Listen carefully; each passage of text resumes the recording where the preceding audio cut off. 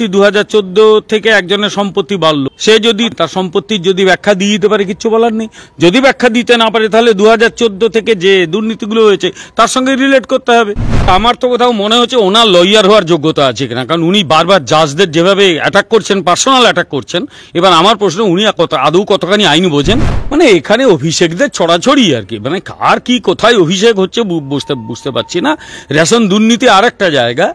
আমরা যদি 2011-12 থেকে 2022-23 পর্যন্ত বা 21 পর্যন্ত, তারপর তো রেশন থেকে উনি চলে যান, কিন্তু মানে দেখা যাচ্ছে তারপরেও দুর্নীতি হয়েছে। ফলে এগুলো কত টাকা এর সঙ্গে যুক্ত, এগুলো কিছুতেই 450 কোটি হতে পারে না। আমি অত অঙ্কে ভালো নই, কিন্তু আমি যেন সাদা চোখে বলছি এগুলো 450 কোটি হতে পারে না। তার সঙ্গে আরও বেশ কয়েকটা শূন্য জুড়তে হবে বলেই আমার মনে হচ্ছে।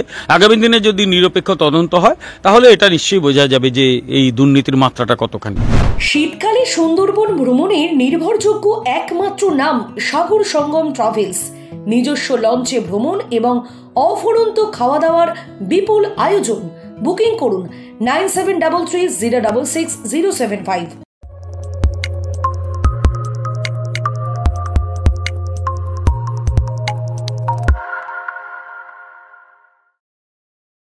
কে রং করাবেন ভাবছেন? আমাদের টিম যাবে আপনার বাড়ি। 0 ডাউন পেমেন্ট ইএমআই তে হোম পেইন্টিং করুন আর পেয়ে যান 5 বছরের লিখিত ওয়ারেন্টি।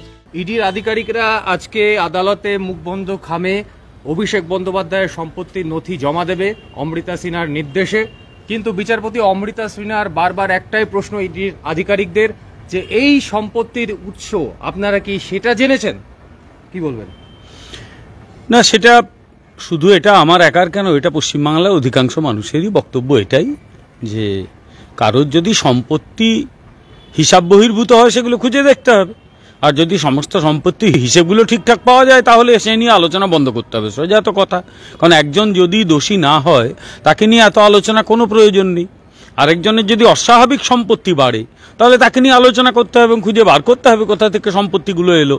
তার যে নন সোর্স অফ ইনকাম, তার বাইরে যদি কোনো ইনকাম থাকে তাহলে তাকে জাস্টিফাই করতে হবে। সুতরাং আমি মনে করি যে মানুষ কিন্তু বহুদিন ধরে অপেক্ষা করে আছে যে কতদিন চলতে পারে একটা তদন্ত। আমি জানি এটা, যে যাদের বিরুদ্ধে তদন্ত হচ্ছে তারা অত্যন্ত ভয়ঙ্কর ধাঁচের লোক, এবং যেভাবে ওরা ক্ষমতাটাকে কবজা করে বসে আছে এবং ক্ষমতাটাকে খারাপ কাজে ব্যবহার করছে, তাদের বিরুদ্ধে প্রমাণ পাওয়াটা কঠিন। কিন্তু তার জন্যই তো ইডিকে ডাকা, নইলে তো অন্য যে কেউ তদন্ত করতে পারতো। তাই আমি আশা করব যে ইডি অন্তত এটুকু তদন্ত করে বার করতে পারবে যে সত্যি কোনো বেআইনি সম্পত্তি আছে কিনা। বেআইনি সম্পত্তি যদি থাকে তাহলে সেই উৎসটা ব্যাপারে তারা খোঁজ খবর করেছে কিনা, অথবা এ নিয়ে আলোচনাটা বন্ধ করার দরকার। দার্জিলিংয়ে চা বাগান ঘেরা কমলালেবুর গ্রাম সৌরিনীতে এবং দাওয়াইপানিতে ঘরে বসেই কাঞ্চনজঙ্ঘার দৃশ্য উপভোগ করতে আড্ডাহাট হোমস্টে বুক করুন 9836499678 নম্বরে। বিচারপতি অমৃতা সিনহা তার যে পর্যবেক্ষণ তাতে একটি ধন্দের কথা উল্লেখ করেছেন। তিনি বলেছেন যে এই যে অভিষেক বন্দ্যোপাধ্যায়ের সম্পত্তির উত্থান, সেটা 2014 সাল থেকে, এবং নিয়োগ দুর্নীতি সেটাও কিন্তু এই 2014 সাল থেকেই শুরু হয়েছে। কি বলবেন? না, 2014 সাল থেকে পশ্চিমবঙ্গে বহু পাপ শুরু হয়েছে। পাপের তো শেষ নেই, পাপ এর আগেও ছিল। নিয়োগ নিয়ে এর আগে গোলমাল হয়নি? হয়েছে এর আগে কি পঞ্চায়েত বা পুরসভা থেকে টাকা কামানো হয়নি? 34 বছর ধরে বাম আমলেও হয়েছে। সুতরাং সেটা কিছু নয়। কিন্তু পশ্চিমবাংলার এই যে সার্বিক দুর্নীতি, অর্থাৎ দুর্নীতিটা এমন যে যেখানে বোঝা যাচ্ছে যে মানে গোটা সমাজের একটা বহু অংশ জড়িয়ে গেছে, একেবারে মাটি মানে গ্রাসরুট লেভেল থেকে টপ পর্যন্ত সিস্টেমটা দুর্নীতিগ্রস্ত হয়ে গেছে। এইটা বোধহয় একদম নভেল একটা ব্যাপার। এবং আমি বলছি যে স্বাধীনোত্তর যুগে এটা সম্ভবত ভারতের বৃহত্তম কেলেঙ্কারি, এরকম ভয়ঙ্কর কেলেঙ্কারি হয়নি। ফলে এগুলো তো খুঁজে বার করা দরকার যে সত্যি 2014 থেকে একজনের সম্পত্তি বাড়লো, সে যদি তার সম্মান বলেনি, তার সম্পত্তির যদি ব্যাখ্যা দিয়ে দিতে পারে, কিচ্ছু বলার নেই। যদি ব্যাখ্যা দিতে না পারে তাহলে 2014 থেকে যে দুর্নীতিগুলো হয়েছে তার সঙ্গে রিলেট করতে হবে। এগুলো তো স্বাভাবিক নিয়ম। এবং ইডি একদিন কেন করেনি, না কি করেছে, জমা দেবে কিনা, সেগুলো আজকে তথ্য পেলে আমরা সব বলতে পারবো। আপনি খুঁজে বার করার কথা বলছেন। বিচারপতি অমৃতা সিনহা তিনি ইডির আধিকারিকদের বলেছেন যে এই যে 10ই অক্টোবরে অভিষেক বন্দ্যোপাধ্যায় তার সম্পত্তির নথি জমা দিয়েছে, এতদিন কেটে গিয়েছে। অভিষেক বন্দ্যোপাধ্যায় যদি তার সম্পত্তি কারোর কাছে বিক্রিও করে দেয় তাহলে ইডির আধিকারিকরা কাদের পেছনে ছুটবে? আমি সত্যি জানি না যে যে সম্পত্তির পরিমাণ দেওয়া হয়েছিল 5,000 না 6,000 পাতা, এই 6,000 পাতা জুড়ে সম্পত্তি আছে নাকি কিছু ফালতু কাগজ দেওয়া হয়েছে, আমি সেগুলো জানি না। এগুলো ইডিকে ক্ল্যারিফাই করতে হবে এবং সেগুলো বিচার মানে তদন্ত করে দেখা হয়েছে কিনা, তদন্ত করে দেখে সম্পত্তির হিসেব করা হয়েছে কিনা, এগুলো কোনোটাই জানি না, কারণ এগুলো সব আদালতের ব্যাপার। এগুলো আদালত বলতে পারবে এবং ইডি আদালতের কাছে জবাবদিহি করতে বাধ্য। যদি দেখা যায় ইডির কোথাও গাফিলতি আছে, ডেফিনেটলি ইডিকে সে ব্যাপারে ব্যবস্থা নিতে হবে সেই সমস্ত ইডির আধিকারিকদের বিরুদ্ধে। আদারওয়াইজ তারা যদি ঠিকঠাক তদন্ত করেন, তদন্ত করবেন, অসুবিধা কি আছে। কুণাল ঘোষ বলছেন যে অভিষেক বন্দ্যোপাধ্যায় জনপ্রতিনিধি, তার সম্পত্তির কি আছে না আছে তা যদি জানার দরকার হয় নির্বাচনী হলফনামায় রয়েছে, এর জন্য আদালতে এত এইসব করার কি দরকার আছে? না না, আদালতে হতেই পারে। নির্বাচনে আমিও তো জানি যে আমারও তো হলফনামা রয়েছে, কিন্তু তারপর যদি কখনো প্রশ্ন আসে যে আমার সম্পত্তি ঠিকঠাক আছে কিনা, আমার নন সব ইনকামের ওপরে আমার সম্পত্তি বেড়েছে কিনা, আমি বিশাল একটা অট্টালিকায় থাকি, আমার ইনকাম দেখাচ্ছি গোল্লা, তাহলে পুলিশ মানে ইডি ধরবে না যে আপনার এই টাকাগুলো কোত্থেকে এলো। তাই নির্বাচন কমিশনের কাছে যে হিসেব সবাই জমা দেয় যারা নির্বাচনে দাঁড়ায়, তারপরে যদি কোনো প্রশ্ন আসে ইডি তদন্ত করতেই পারে। আর একটা কথা, ওর এর ওপরে তার কথায় বেশি গুরুত্ব দেওয়া উচিত নয়, কারণ ও চায় তার কথায় সবাই গুরুত্ব দিক, পাত্তা দিক, তাকে নিয়ে বিতর্ক।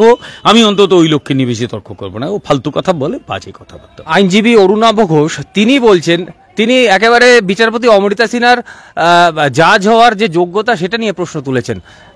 কি করে তিনি অভিষেক বন্দ্যোপাধ্যায়ের সম্পত্তির চাইতে পারেন, আদালত কিভাবে চাইতে পারে? কিন্তু 226 ধারায় কি করে শোনে হাইকোর্ট? নতুন করে আইন শিখতে হচ্ছে এইসব জজেদের জন্য। জীবনে ভালো মানে কোর্টে দাঁড়িয়ে মামলা করেনি এরা কেউ, মিনমিন ছাড়া, কোনো সিনিয়র ছাড়া। আয়ের উৎস কি, মানে কি সোর্সে জিজ্ঞেস করছে? আয়ের উৎস তো অন্য লোক জিজ্ঞেস করবে, তুমি কলারকে কি লিপস অ্যান্ড মাউন্টসে কি হয়েছিল? না, লোকে এবার আমার তো কোথাও মনে হচ্ছে ওনার লয়ার হওয়ার যোগ্যতা আছে কিনা, কারণ উনি বারবার জাজদের যেভাবে অ্যাটাক করছেন, পার্সোনাল অ্যাটাক করছেন। এবার আমার প্রশ্ন, উনি আদৌ কতখানি আইন বোঝেন এবং ওনার বিচার মানে বিচার এই যে প্রক্রিয়া, অর্থাৎ লয়ার হিসেবে তার কতখানি যোগ্যতা, আমার কিন্তু সন্দেহ দেখা দিচ্ছে। কারণ লয়ার মানে শুধু একটা ডিগ্রি নয়, আইনজীবী তার একটা ইয়ে থাকবে, বিচার ব্যবস্থার প্রতি তার শ্রদ্ধা থাকবে। আমি হয়তো জানি যে কোনো একজন অধ্যাপক সে এসছে, সে অধ্যাপক হয়তো ভালো পড়াতে পারে না, আমি কি তাকে বলতে পারি এবার পড়াতে পারিস না? এত প্রসেস নেই। হ্যাঁ, হতেই পারে একজন অনেক যোগ্য অধ্যাপক, আবার সেই একই কলেজ বা বিশ্ববিদ্যালয়ে একজন পড়ায়, সে হয়তো তাকে অত যোগ্য মনে করা হয় না, মিনিমাম কোয়ালিফিকেশন পেয়ে এসছে। তো ওনাকে জাজ হতে বারণ কে করেছিল? উনি অনেকদিন ধরে ভুলভাল বকছেন। আমার তো মনে হচ্ছে যে ওনার 72 বছর না 75 বছর পেরিয়ে গেছে কিনা। আমার তো মনে হচ্ছে ওনার এবারে একটু ট্রিটমেন্টের দরকার আছে, মাথা ট্রিটমেন্ট উনি করুন, ডাক্তারের সঙ্গে ডাক্তার দেখান, কারণ মনে হচ্ছে কোথাও একটা ব্যালেন্সে গোলমাল হচ্ছে ওনার। এবার একটু রেশন বন্টন দুর্নীতিতে আসি, সেখানেও অভিষেকের নাম জড়িয়েছে। অভিষেক এই যে বিপুল পরিমাণ দুর্নীতির টাকা, সেটা জ্যোতিপ্রিয় মল্লিককে অন্যত্র সরাতে সাহায্য করেছে। এই অভিষেক অবশ্য অভিষেক বন্দ্যোপাধ্যায় নন, অভিষেক বিশ্বাস জ্যোতিপ্রিয় মল্লিকের শ্যালক। মানে এখানে অভিষেকদের ছড়াছড়ি আর কি, মানে কার কি কোথায় অভিষেক হচ্ছে বুঝতে পারছি না। রেশন দুর্নীতি আর একটা জায়গা যেটা পরিষ্কার এই যারা শাসক দল তাদের নাকের ডগায় ঘটেছে এবং they were and they are involved. কারণ 2011-12 সাল থেকে 2023 সাল অবধি সমানে দুর্নীতিটা হয়েছে এবং এ কারণেই ওরা রেশন কার্ডের সঙ্গে আধার কার্ডের লিঙ্ক করাচ্ছিল না, রেশন কার্ডকে দিয়ে হাতের যে ছাপ নেওয়া সেটা ব্যাপারে আটকাচ্ছিল। যখন শেষ পর্যন্ত সুপ্রিম কোর্ট কানমলা দিল, মানে পরিষ্কার বললো যে বন্ধ করে দেবে এদের, তখন শেষ পর্যন্ত করতে বাধ্য হলো। এখন বলছে এরা নাকি 1 কোটি রেশন কার্ড বাতিল করেছে, বাধ্য হয়ে বাতিল করেছে, করতে চায়নি। সুতরাং রেশন দুর্নীতি আর একটা জায়গা যেখানে হাজার হাজার কোটি টাকার দুর্নীতি হয়েছে। সেখানে ওই বাকিবুড়, তার শ্যালক অভিষেক, তার সঙ্গে নানা রকম যোগ পাওয়া যাচ্ছে। ইতিমধ্যে একটা চার্জশিট দাখিল হয়েছে। এটা মানে রেশন দুর্নীতির কথা বা এই যে দুর্নীতিগুলো, এটা কমন ম্যানস পারসেপশনে ছিল, মানুষ আলোচনা করত যে এদের ধরা হয় না কেন। সরকারই নাকি জানতো না, আমি জানি না এটা কেমন দায়বদ্ধ সরকার ছিল। সরকারের উচিত ছিল জানা। যদি এরা না জানতে পেরে থাকে, সরকারের সর্বোচ্চ কর্তৃত্ব যারা সরকার চালার নেতৃত্ব দেন, তাহলে তারা অযোগ্য। আর তারা যদি জেনে চুপ করে থাকেন তাহলে তারা সমান অপরাধী। এখন কোর্ট বিচার করুক যে কে অযোগ্য কে অপরাধী, কিন্তু আমার যথেষ্ট সন্দেহ হচ্ছে। আমার ধারণা সবাই সব জানতো, জেনে চুপ করে বসে আছে। কেন বসেছিল সেগুলো তদন্ত করার দরকার। চার্জশিটে ইডি একটি ইন্টারেস্টিং বিষয় তুলে ধরেছে, সেটা হচ্ছে এই যে রেশন বন্টন দুর্নীতিতে তাতে 450 কোটি টাকার মতো লস হয়েছে সরকারের। আর প্রায় 36 কোটি টাকা লাভ হয়েছে মন্ত্রী জ্যোতিপ্রিয় মল্লিকের। না, সরকারের লস শুধু 450 কোটি নয়, কিন্তু আমরা যদি 2011-12 থেকে 2022-23 পর্যন্ত বা 21 পর্যন্ত, তারপর তো রেশন থেকে উনি চলে যান, কিন্তু মানে দেখা যাচ্ছে তারপরেও দুর্নীতি হয়েছে। যদি দুর্নীতির হিসেবটা দেখি তাহলে কেন্দ্রীয় সরকারে কত লস হয়েছে, রাজ্য সরকারে কত লস হয়েছে। তার কারণ যে কার্ড 2017-18 সাল থেকে বাতিল করা শুরু হলো সেই কার্ডে কিন্তু রেশন তোলা হয়েছে, এবং সেই রেশনের একটা বড় অংশ ভর্তুকিতে কেন্দ্রীয় সরকার পাঠায়, সেটা নিয়ে খোলাবাজারে বিক্রি করে দেওয়া হয়েছে। ভুল রিকুইজিশন দেওয়া হয়েছে এফসিআই কাছ থেকে, সেখানে গম এসছে, ভালো গমের বদলে খারাপ গম মিশিয়ে দেওয়া হয়েছে, ভালো গমটা বাজারে চলে গেছে, ভালো চালের বদলে খারাপ চাল দিয়ে দেওয়া হয়েছে, ভালো চালটা বাজারে চলে গেছে। ফলে এগুলো কত টাকা এর সঙ্গে যুক্ত, এগুলো কিছুতেই 450 কোটি হতে পারে না। আমি অত অঙ্কে ভালো নই, কিন্তু আমি যেন সাদা চোখে বলছি এগুলো 450 কোটি হতে পারে না। তার সঙ্গে আরও বেশ কয়েকটা শূন্য জুড়তে হবে বলেই আমার মনে হচ্ছে। আগামী দিনে যদি নিরপেক্ষ তদন্ত হয় তাহলে এটা নিশ্চয়ই বোঝা যাবে যে এই দুর্নীতির মাত্রাটা কতখানি। আশ্চর্যজনকভাবে ইডি এর আগে ইডির আধিকারিকরা তারা বলেছেন যে জ্যোতিপ্রিয় মল্লিকের কন্যা এবং স্ত্রী এই রেশন বন্টন দুর্নীতিতে তাদের অ্যাকাউন্টে প্রায় 10 কোটি টাকার মতো ঢুকেছে, অথচ চার্জশিটে তাদের নাম বাদ দেওয়া হয়েছে। নিশ্চয়ই মানে জোগাড় করছে তো, কারণ একদম চার্জশিটে তার নামই দেওয়া হয় যার সম্পর্কে একদম স্পেসিফিক ইনফরমেশন থাকে। ফলে এটা হয়তো ইনফরমেশন আছে, এখনো সেগুলোকে করবোরেট করতে হয়, যে তথ্যগুলো পাওয়া, বাস্তবের সঙ্গে মিলিয়ে দেখা। ইডি সিবিআই সেগুলো করছে ইডি, এবং পরবর্তীকালে নিশ্চয়ই দেবে। কিন্তু এটা ঠিকই যে এই টাকাগুলো নিতে গেলে, সরাতে গেলে ইউজুয়ালি কিছু লোক কিছু সেল কোম্পানি খোলে। এই সেল কোম্পানিগুলো নামে কোম্পানি, কিন্তু আসলে তার কোনো কাজ হয় না, সেগুলোতে কোটি কোটি টাকা ঢোকানো হয়, সেখান থেকে কোটি কোটি টাকা বার করে দেওয়া হয়। এই সেল কোম্পানির সব মানে হয়ে বসে আছিল, মাথা হয়ে বসেছিল ওর স্ত্রী এবং কন্যা, যা শুনেছি।